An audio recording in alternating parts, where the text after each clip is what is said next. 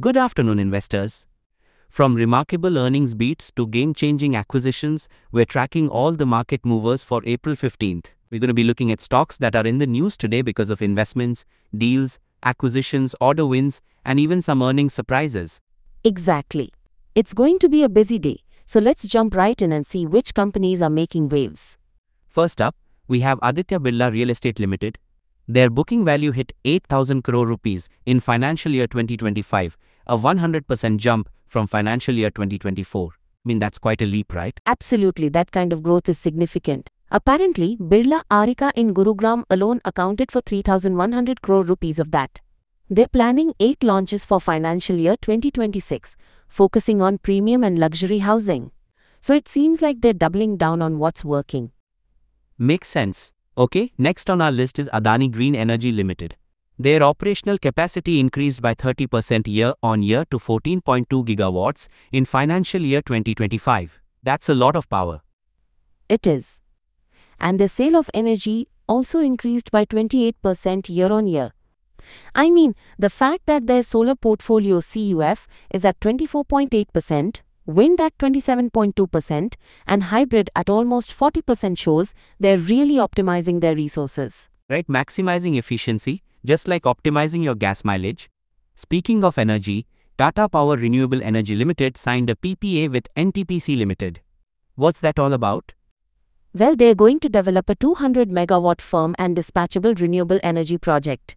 It's going to take about 4,500 crore rupees, but it's expected to generate 1,300 MUS annually. So big investment, big returns, and greener energy. It sounds promising. Next up is Poonawalla Fincorp Limited, and they've launched their gold loan business. Is that a good move for them? Definitely diversifies their portfolio. They're also planning to open 400 new branches in Tier 2 and Tier 3 cities.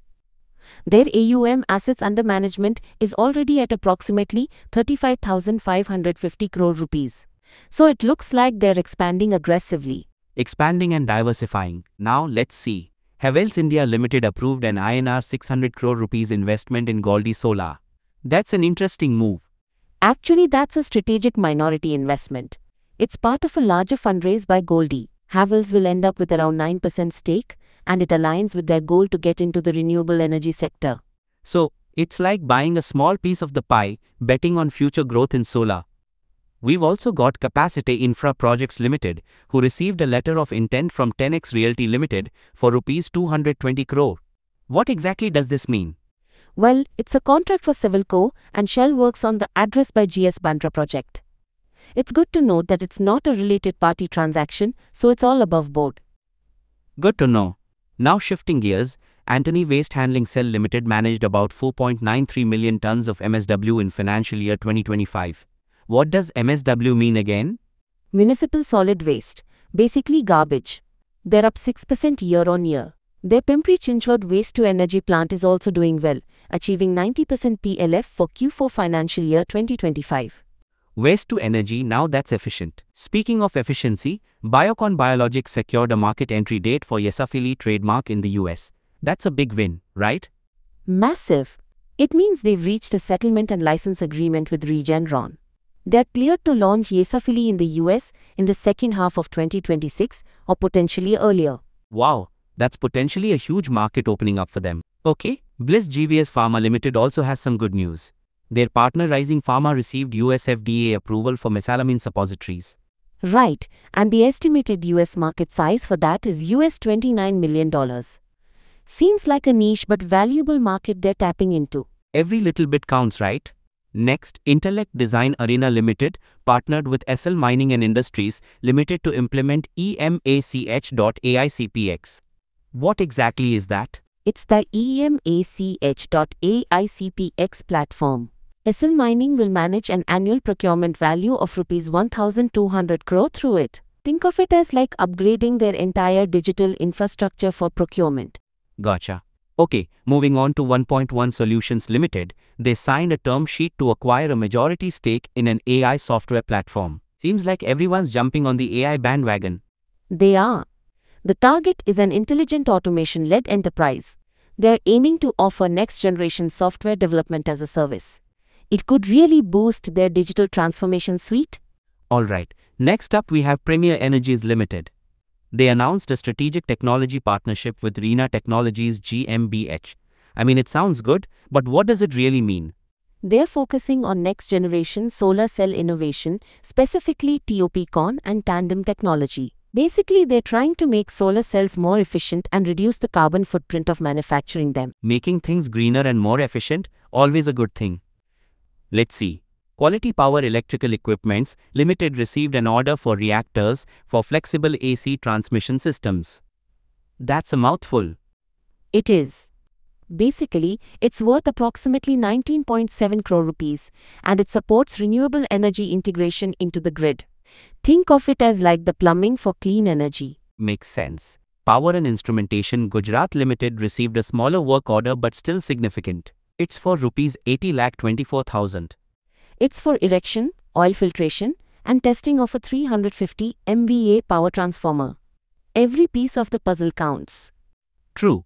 Speaking of big equipment, Crown Lifters Limited purchased cranes to enhance their operational capabilities, investing rupees 6.49 crore.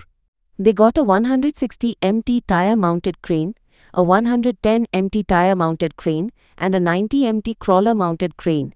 It's like upgrading their toolbox with some serious heavy-duty equipment. Definitely some serious equipment there. Apollo Microsystems Limited received orders worth rupees 7.52 crore. That's a good sign, right? Absolutely. And they've also been declared the lowest bidder for orders worth rupees 11.48 crore. Good news all around for them. Agreed. Okay. Next on our list is Blue Dart Express Limited. They expanded their network with Guwahati as a direct flying location. Why is that important? It offers next-day service to Guwahati and 48-hour delivery to neighboring states. It's all about boosting local businesses in Northeast India with faster, more reliable delivery. Kind of like connecting remote areas to the rest of the country, making things more accessible. Bharti Airtel Limited partnered with Blinkit for 10-minute SIM card delivery. Is that even possible? It is. It's available in 16 cities now and will expand. They charge a nominal fee, and you can get your SIM card delivered faster than you can order a pizza. Crazy. Moving on to healthcare, Dr. Lal PathLabs launched an advanced diagnostic test for amyloidosis. What's that about? They are the first diagnostic chain in South Asia to offer amyloid typing by laser capture, microdissection, and mass spectrometry. That's quite a mouthful, but it can help identify different types of amyloid proteins that can cause organ failure. So, cutting-edge technology in diagnostics. Important stuff. Disclaimer: we advise investors to check with certified experts before taking any investment decisions. Now, Nuclear Software Exports Limited expanded their collaboration with Deem Finance. They're implementing FinOne Neo collections, which will accelerate digital collections transformation and enhance efficiency. Think of it as streamlining their entire debt collection process using AI. Makes sense. Okay, RateGain Travel Technologies Limited partnered with Sky Airline to enhance its competitive pricing strategy. Sky Airline will utilize RateGain's pricing intelligence platform. It gives them real-time competitor pricing data to optimize revenue. Basically, it's like having a super smart pricing assistant constantly monitoring the market. Okay, Ratan India Enterprises Limited Revolt Motors commenced operations in Nepal.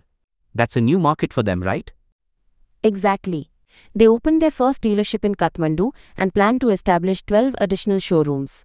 It's a big step in their international expansion. Expanding globally, like setting up shop in a new territory. Speaking of expansion, KPIT Technologies Limited, KPIT Germany invested Euro 1.37 million in KPIT Tunisia. Is that significant? KPIT Tunisia is a wholly owned step-down subsidiary and a nearshore development center.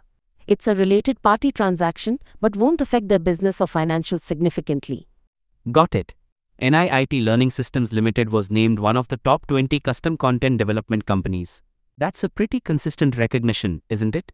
It is. They've been on that list for 15 consecutive years. Shows they're consistently delivering top-notch training services. If you're enjoying this podcast, remember to like, share and subscribe to our YouTube channel. Absolutely. Next up, Radhiko Khaitan Limited's managing director was inducted into the World Drinks Awards Hall of Fame. That sounds pretty prestigious. It is. He's the youngest ever honoree, and Radhiko Khaitan is a major manufacturer of Indian-made foreign liquor. It's like getting a Lifetime Achievement Award in the spirits industry. Impressive. Finally, TVS Motor Company Limited, TVS Racing is preparing for the 2025 Asia Road Racing Championship. That's exciting. The race-optimized TVS Apache RR310 features an enhanced aero package and increased power. They're really pushing the limits of racing technology. So, lots of movement today. From real estate to renewable energy, finance to pharma, and even motorsports. It's a dynamic market out there. Definitely. A ton of different sectors, with a lot going on. Keep an eye on these companies as they continue to make headlines. Absolutely. We'll be back tomorrow with another rundown of the stocks in news. Thanks for tuning in.